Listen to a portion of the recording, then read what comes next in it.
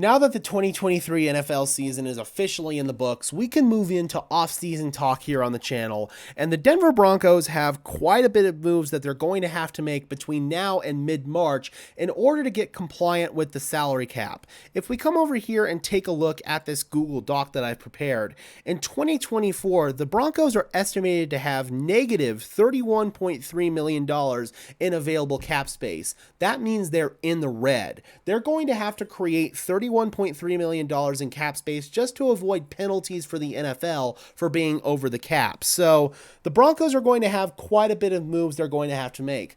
On top of that, they're anticipated to cut Russell Wilson this offseason. There's no avenue that Russell Wilson is back in Denver, despite what Sean Payton said at Radio Row in Las Vegas. Russell Wilson will not be back in Denver. The expected avenue to move on from Russell Wilson will be to cut him and designate him as a post-June 1st release. That'll create a $35 million dead cap hit for the Denver Broncos in 2024 and a $49 million dead cap hit for the Broncos in 2025. By cutting Russell Wilson or keeping Russell Wilson, they're still going to have to pay him $35 million. It's in future years where the Denver Broncos are going to save a behemoth amount of money by moving on from Russell Wilson this offseason. That's why they're taking that route. They wanted Russell Wilson to defer his injury guarantees, basically pushing this decision to keep Russell Wilson or cut Russell Wilson back by 1 year, because if he's on the roster by the fourth day of the 2024 league year, his 2025 salary at over $50 million becomes fully guaranteed. The Broncos simply cannot be on the hook for that kind of money for Russell Wilson, who's clearly showing signs of age and decline, even though Sean Payton was able to get the best out of him this year. It wasn't the classic Sean Payton offense that he wants to run. So the Broncos are going to be separating from Russell Wilson, and that's going to create a bit of a salary cap headache for the Denver Broncos for the next couple of years. But there are ways to at least alleviate some of this salary cap space for the time being, and those are by restructuring players, extending players, and yes, cutting players. Let's talk about restructuring first. And what restructuring basically is, it's almost like having a credit card. You're borrowing money from your future self. You're borrowing money from your future salary cap, and you're giving these players like an immediate signing bonus. For example, Mike McGlinchey, if the Broncos were to restructure him, they would get $10.4 million in immediate salary cap relief. That would go into Mike McGlinchey's bank account in the form of a signing bonus that the Denver Broncos can then spread over future years of Mike McGlinchey's deal. So you're creating more dead money for you down the line if you were to move on from that player, or just more money on their contract in future years if you were to keep that player. So you're borrowing money from your future self if you restructure players. You see teams in the NFL do this if they're trying to have like an all-in season, much like the New Orleans Saints did in the latter years of the Drew Brees era. Unfortunately, they didn't get their chip. Or if you're like the Denver Broncos, who are in salary cap hell and they need to get compliant with the league, this is another way that they can do it. So Mike McGlinchey, if they restructure his deal, he will save the Broncos $10.4 million. Zach Allen will save the Broncos $9.4 million. Ben Powers, $7.3. So those are your three big ticket free agents from last offseason. If you restructure Courtland Sutton, he'll save you $6 million. And that's probably the avenue the Broncos will go with Courtland Sutton. He's a guy that the Broncos, I feel like, really want to keep in the building. He's a leader in the locker room, highly respected by a lot of the players in that locker room. I don't feel like the Broncos are going to be able to move forward without Courtland Sutton in 2024. So restructure is the best way to go there. And then Alex Singleton can save you $2.2 million. In total, restructures will save you $35.3 million. And you can look at that as that's basically either your Russell Wilson money or that's your money to get you back in compliance with the cap. So that is the first scenario. The second scenario is extensions, which is kind of counterintuitive, but it actually does give you short-term cap relief. And two of the longest tenured Denver Broncos, I feel like, are prime extension candidates, Garrett Bowles and Justin Simmons. Those are guys that have been in talks of the Denver Broncos potentially moving on from them, but Again, much like Cortland Sutton, they're both leaders of the locker room. And while the Broncos are trying to transition away from their aging, expensive talent, these guys are glue pieces of the locker room, and losing them would be detrimental, especially when we have a lot of young guys in the building. So I think extending Garrett Bowles, who has solidified the left tackle position for the Denver Broncos, and then Justin Simmons, who is the glue of the Broncos secondary. We saw when Justin Simmons was out of the lineup last year, the Broncos secondary had easily their worst play of that entire season. That was when we had the 70-20 massacre down in Miami, was when Justin Simmons was out of the lineup. So losing Justin Simmons, I feel like, does a lot more harm than help. By extending those guys, you can get $11.6 million out of Bowles and $10.6 million in cap relief out of Justin Simmons, $22.2 million total. The Broncos can also save $13 million by trading Jerry Jeudy, and the other benefit there, of course, is you get a draft pick in return. I think that the Broncos can net somewhere around a fourth-round draft pick by trading Jerry Jeudy, and I think Jeudy is ready to move on from Denver and move on to greener pastures. I think we're going to honor that request and save ourselves $13 million by moving on from Jeudy and get a fourth-round draft pick in return. It's kind of a win-win for all parties involved, in my opinion. Then, unfortunately, we do have to move into cuts, and this is where things do get tough, especially for someone like Tim Patrick. If the Broncos cut Tim Patrick, they'll save $9.5 million against the salary cap. Timmy P, the longest tenured wide receiver for the Denver Broncos, if I'm not mistaken, he's the third longest tenured player on the roster, another leader in the locker room. You saw him dapping up guys on the sideline, even when he was recovering from his injuries. Unfortunately, an ACL tear in 2022 and then an Achilles tear in 2023 have really robbed Tim Patrick of some of the best years of his career, and I'm just grateful that he did get paid when he did. He's got some nice money in his bank account, and I do see a scenario where Tim Patrick is back in Denver on a one-year deal. If he's going to have to go down the one-year vet minimum deal route, why not come back to Denver and be that leader in the locker room, especially if we're going to lose someone like Jerry Jeudy. We're going to have to fill that void somehow or another. Tim Patrick will, in my opinion, do just a fine job of that. So bringing Tim Patrick back on a cheaper deal may be in the cards for the Denver Broncos, but right now, if they cut him, they'll save $9.5 million. DJ Jones on the defensive line, it's time to move on from DJ Jones. The Broncos, I feel like, are only going to retain one starter on the defensive line this year, and that's going to be Zach Allen. So moving on from DJ Jones at $10 million, that makes all the sense to me. Jarrett Stidham at $5 million. This is certainly an interesting conversation here. Do you want to keep Jarrett Stidham in case you can't get a free agent quarterback to sort of be a bridge to your rookie? Or do you want to keep Stidham as that bridge at $5 million? That could be a feasible option for Denver. Or if they feel like they can get an upgrade from Stidham in that role, such as a Jameis Winston, you can move on from Stidham and save $5 million. Just something to think about. Same thing here for Samaje Perine. I don't necessarily think the Denver Broncos will move on from Samaje Perine, but if you do, you're saving $3 million, and if your goal is to get your roster younger and cheaper, Samaje Perine is kind of one of those prime candidates to move on from. Same thing for Chris Manhertz, saving you $2.1 million. Traymon Smith, who provided the Broncos really nice special teams play, but at $2.5 million savings, I think moving on from him is a good cost control move there. Riley Dixon, it depends on if you want to get younger at cheaper at punter.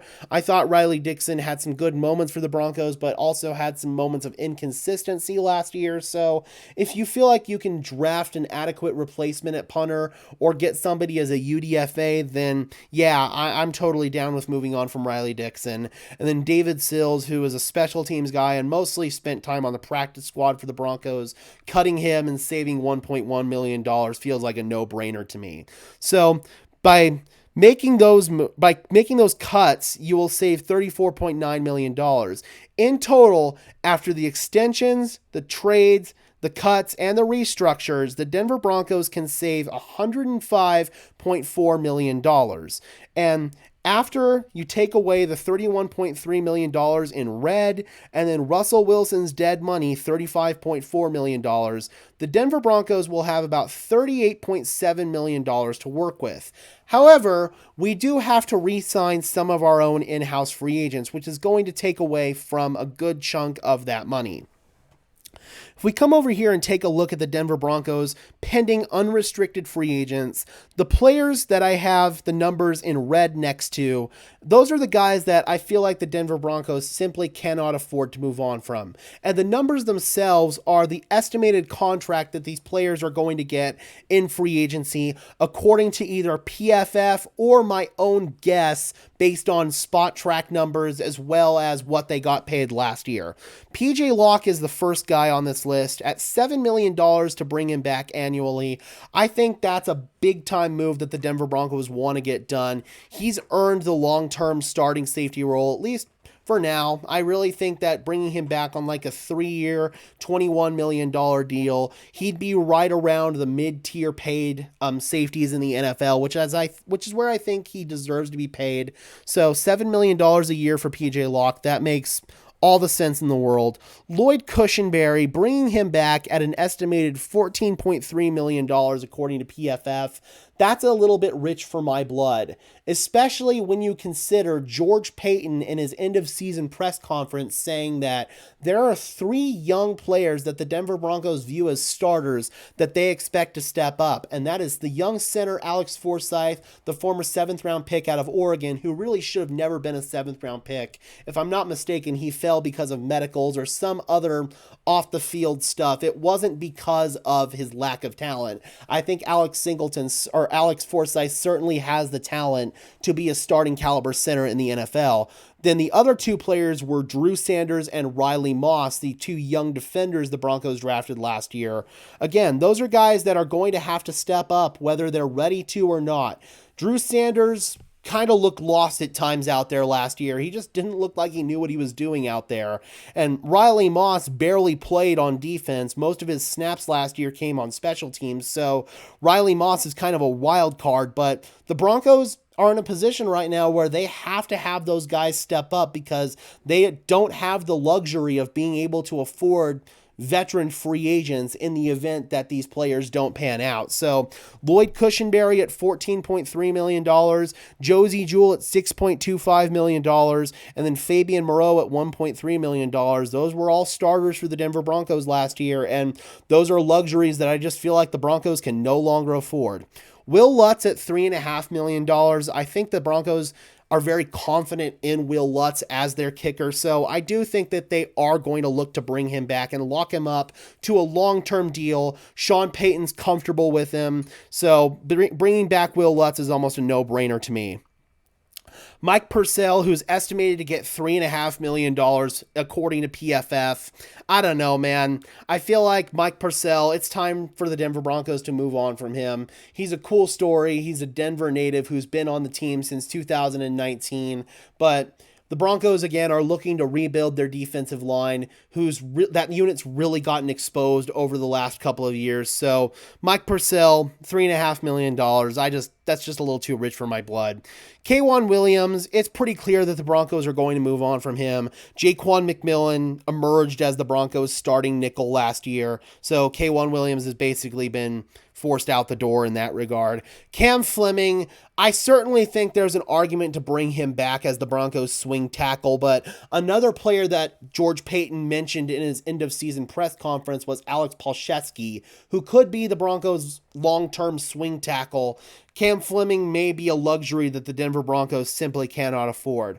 Mike Burton, the fullback at $1.3 million. Fullback is a very critical element of the Sean Payton offense, and Mike Burton fills that role well, so I highly anticipate the Broncos will bring him back. Adam Troutman, really disappointed for me last year. Bringing him back at $4.2 million doesn't seem like the right move. We already talked about Fabian Moreau. John Harris, $2 million, bringing him back. He's one of the only starters on the defensive line who I could say, yeah, couple $1 million. We probably need to bring somebody back. He's the youngest of that group. He's guy who makes the most sense to me. So I'm bringing back John Harris at $2 million. And then Justin Sternod, who was the Broncos' fourth string linebacker last year, I'm not bringing him back at $1 million, especially because I'm bringing back Jonas Griffith with the hope that he can stay healthy. I feel like he could be the Broncos' third linebacker, especially since we're letting Josie Jewell walk in free agency. Assuming Jonas can stay healthy, he showed flashes of starting level play for the Broncos when he was healthy. I'm hoping he can stay healthy. That's all I'm going to say there. Quinn Bailey, $9.15 or $915,000. That absolutely makes a ton of sense. Vet minimum deal as a restricted free agent. The Broncos can tender these players, or they can match any deal that they get offered to them in free agency. So it's really easy to retain both these restricted free agents and these exclusive rights free agents and bring them all back on really cheap deals. So Quinn Bailey, who was basically coming in as a sixth offensive lineman for the Denver Broncos at various points last year, him filling that same role makes a ton of sense as like a jumbo O-lineman tight end. And then exclusive rights free agents, we have Michael Bandy and Art Green, both at $795,000. I think it makes absolute sense to bring them back. So it would cost $17.3 million to re-sign everybody that I suggested that they re-sign here. So that would leave the Denver Broncos with about $21 million to play with. Then you have to think about rookie contracts. The Denver Broncos are going to have to reserve probably $7-8 million for rookie contracts. So that's going to leave them with only about $13, $14, $15 million to play with in free agency. So I estimate that the Denver Broncos are going to make a lot of cheap free agent signings on one-year deals, sort of mid-tier veteran players, very similar to what the Houston Texans did for the past couple of years before they really were able to acquire all that draft capital in the Deshaun Watson trade to spearhead their rebuild with CJ Stroud and Will Anderson, and of course the hiring of DeMeco Ryans. I think that's going to be a very similar route that the Denver Broncos are going to have to take as they take their medicine in these next couple of years and absorb the dead cap hits from the Russell Wilson deal and absorb some of this other dead money that they created from their set for themselves because they went all in for Russell Wilson to win them a championship over these last couple of years, and it just didn't work out for him. And this is the price that the Denver Broncos are going to have to pay. All right, Broncos country, I am curious, how much money do you think the Denver Broncos are going to spend in free agency this offseason? And out of all of our in-house free agents, who is the guy that you are most looking to bring back? For me, it's PJ Locke, but I'm curious about your thoughts, Broncos country. Drop those comments down below. I would love to hear them as always. Be sure to leave a like on this video as well as subscribe and ring the bell so these videos appear in your notification feed. I would really appreciate it, guys. Those are two free and easy ways to show your support. Helps tell YouTube's algorithm to push us out and helps us get seen by more and more members of Broncos country just like you and me. And until next time, guys, I am your host, Gage Madrid, saying peace out.